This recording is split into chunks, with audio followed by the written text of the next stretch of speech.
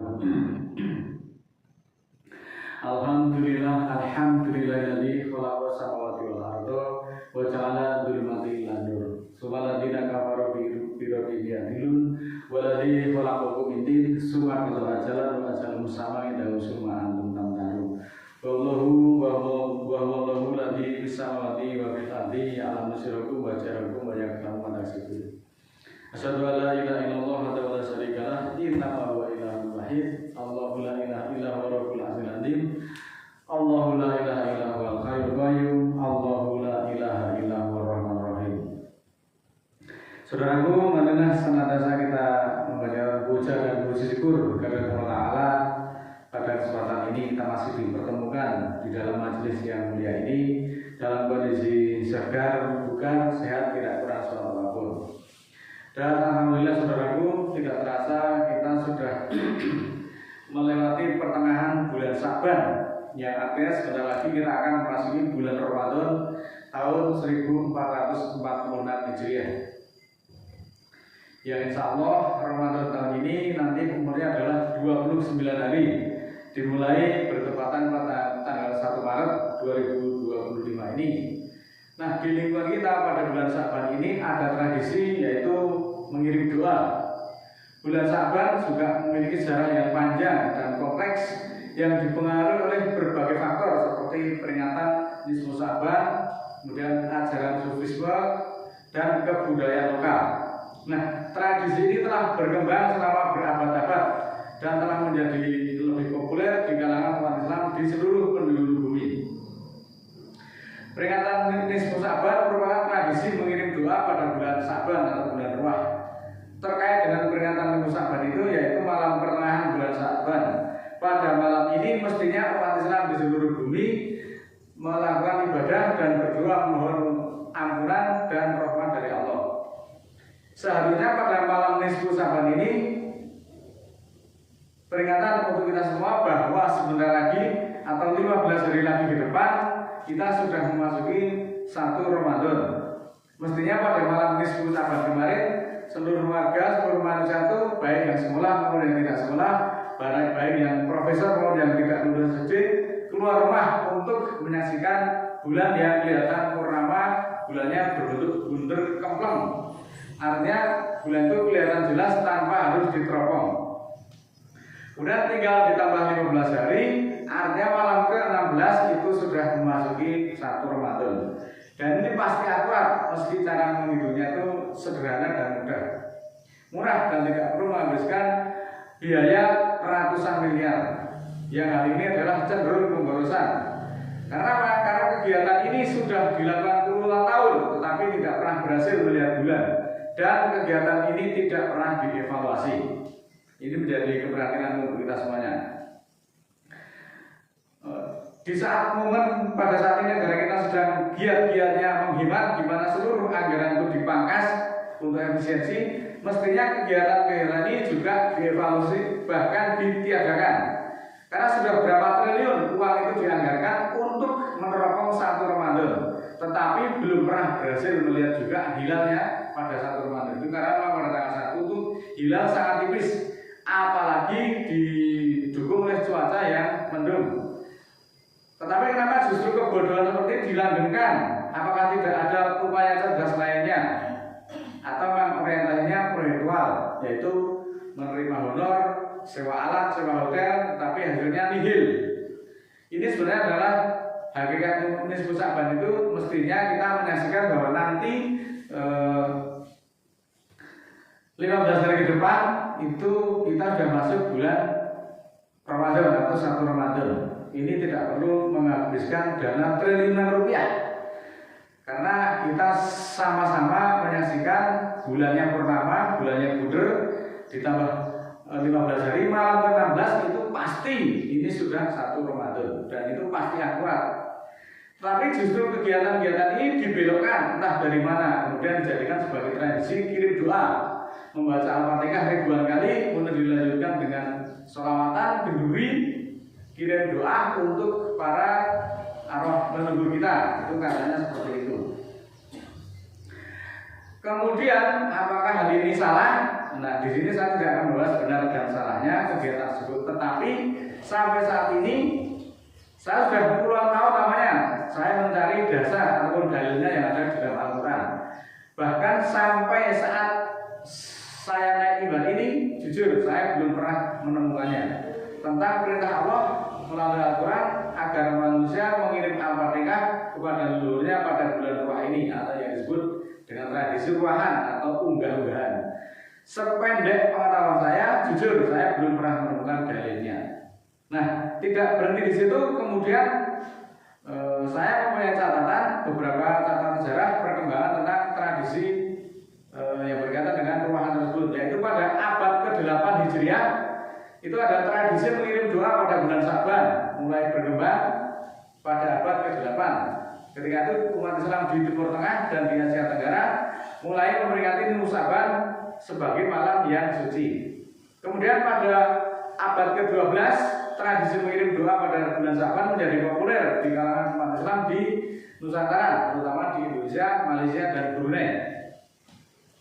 Pada abad ke-20 tradisi mengirim doa pada bulan Sa'ban menjadi lebih modern dan terorganisir dengan menggunakan teknologi seperti radio, internet, televisi untuk menyebarkan informasi dan menggalang partisipasi umat. Nah, saya sendiri sebagai pribadi tentu ingin berbakti dan memuliakan orang tua atau leluhur saya yang harus saya hormati dan saya muliakan. Kemudian saya bertanya kepada Allah melalui Al-Quran, bagaimana ya Allah cara saya memuliakan orang tua? Bukankah orang tua atau leluhur itu harus dihormati dan dimuliakan? Apakah saya harus berziarah ke kuburan, kemudian harus membaca Al-Fatihah 10.000 kali, kemudian saya kirimkan kepada arwah bapak dan ibu saya?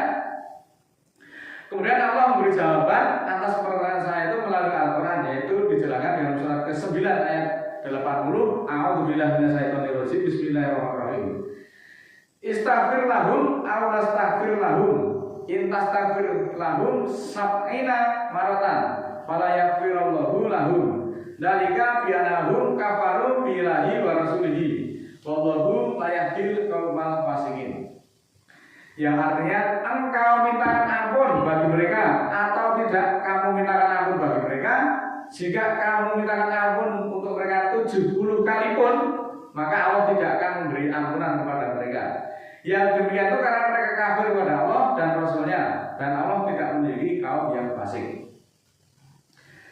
Lebih lanjut, keterangan Allah semakin menjelaskan di dalam surat ke-9 ayat 84, wala tusalli ala ahadin minhum mata abadan wala takum ala qabrihi innahum kafaru billahi wa rasulihi wa matu wa hum fasiqun. Yang artinya, dan jangan sholatkan atas seorang dari kamu yang mati untuk selama-lamanya, dan jangan pula kamu berdiri di atas kuburnya untuk berziarah maksudnya. Sesungguhnya mereka kafir pada Allah dan Rasulnya, dan mereka mati dalam keadaan fasik.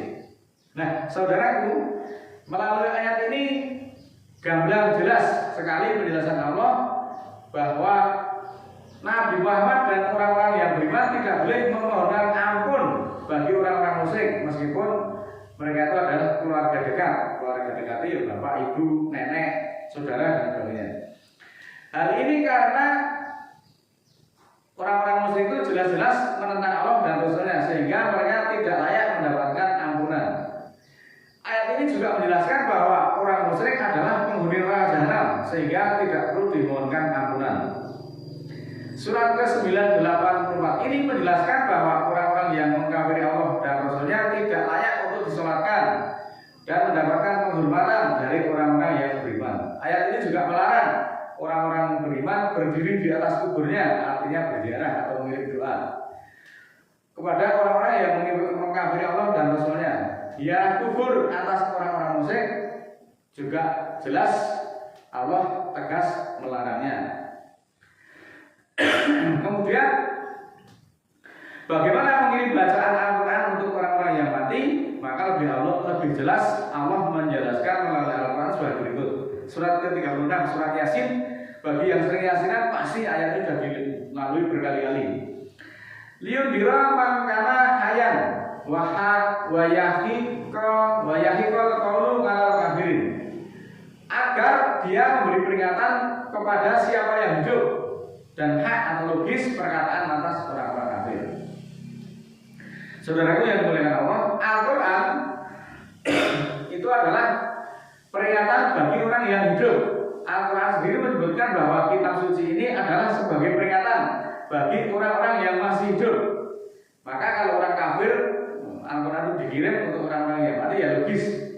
Maka selagi masih hidup, ayo ketika kita diajak ngaji, diajak ibadah, itu jangan menolak.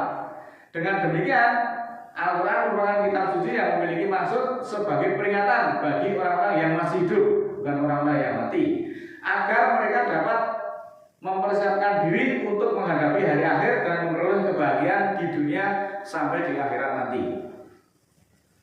Sedangkan orang mati itu sudah berhenti dari hidup, dia tidak bisa mendengar, dia tidak bisa melihat, dan dia tidak bisa merasakan apa-apa. Lalu kemudian untuk apa? Diajak dialog. Orang yang mati sudah tidak akan bisa memperbaiki amalnya lagi. Maka pakai logika sedikit dong kalau kita beribadah itu. Tetapi masih juga hal ini saya banyak disanggah oleh teman-teman saya, saudara-saudara. Loh, ini kan sudah menjadi tradisi Pak yang umum dilaksanakan oleh masyarakat. Atas pertanyaan ini lagi-lagi Allah memberi penjelasan melalui Al-Quran. Di dalam surat ke-6 ayat 116, A'udzubillahi minasyaitonir rajim, bismillahirrahmanirrahim. Perhatikan baik-baik. Wa in tuti aksara man fil ardi yudilluka an sabilillah iyatabiuna ila dhanna wa inhum ila yakhrusun. Dan jika kamu mengikuti kebanyakan orang-orang di muka bumi, mereka akan menyesatkan kamu dari garis hukum Allah, bahwa yang diikuti oleh mereka hanyalah dugaan dan mereka hanyalah mengira-ira. Jadi saudaraku, berdasarkan penjelasan Allah dalam Al-Quran, ibadah itu bukan mengikuti kebanyakan orang atau melu umumnya wake. Karena apa? Karena kebanyakan manusia itu hanya mengira-ira dan mereka hanya mengikuti dugaan. Nah, rumah sana nek tahlilan maca surat Al-Fatihah 1000 kali, 3000 kali, 10.000 kali dikirim ke, itu akan mendapatkan pahala. Itu kan hanya dugaan dan pengira-iraan saja. Sedangkan ayatnya tidak demikian. Sehingga kalau kita hanya mengikuti umum wakil, maka umum wakil itu hanya akan menyesatkan manusia dari Allah, dari kepada Al-Quran. Oleh karena itu saudaraku, marilah kita ibadah itu sudah tegas ada tuntunannya itu melalui Al-Quran, bukan umumnya wakil. Karena umumnya wakil berdasarkan surat ke-6 surat 16 tadi hanya akan menyesatkan kamu dari Al-Quran. Umumnya wakil itu hanya mengikuti perkiraan dan mengira-ira dan dugaan-dugaan saja. Sedangkan dugaan itu tidak membantu sesuatu pun tentang kebenaran. Yang benar adalah mengikuti petunjuk Allah yang ada di dalam Al-Quran. Tidak susah bagi kita sebenarnya mencari kebenaran itu. Mudah-mudahan Allah ridho atas apa yang kita upayakan dan marilah kita benar-benar. A'udzubillahi minasyaitonir rajim. Bismillahirrahmanirrahim.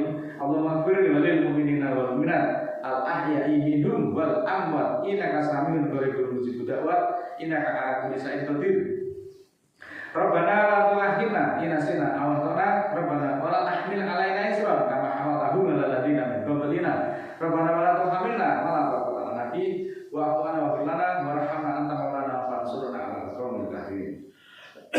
Ya Allah, ya Tuhan kami, jangan terima kami jika kami lupa atau kami salah. Tuhan kami, janganlah bebankan atas kami tugas sebagaimana Engkau membebankan atas orang-orang sebelum kami. Ya Tuhan kami, janganlah beratkan kami yang tiada kesanggupan kami daripadanya. Dan maafkanlah kami dan ampunilah kami serta rahmatilah kami. Engkaulah pimpinan kami, maka tolonglah kami terhadap orang-orang kafir.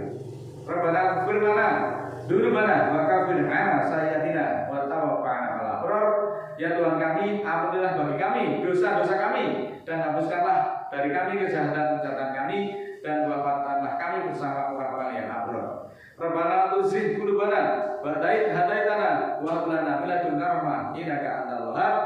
Ya Allah, ya Tuhan kami, jangan belokkan kalbu kami sesudah Engkau tunjuki kami dan anugerahkanlah bagi kami dari sisimu rahmat, sesungguhnya Engkaulah pemberi anugerah.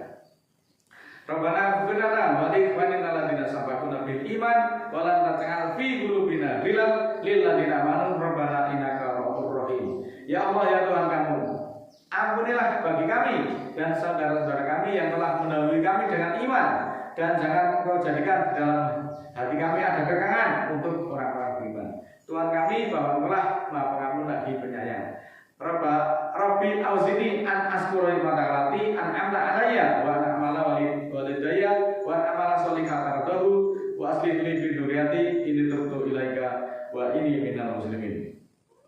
Ya Allah, ya Tuhan kami, bawalah aku untuk mensyukuri nikmat-Mu yang telah menikmatkan atasku dan atas ibu bapakku, dan untuk beramal soleh yang Kau ridhoi. Jadikanlah aku berbuat soleh kepada keturunanku. Aku bertobat kepadamu ya Allah, dan aku termasuk muslimin. Subhana rabbika rabbil izzati amma yasifun wa salamun alal mursalin walhamdulillahi rabbil alamin. Maha suci Tuhanmu, Tuhan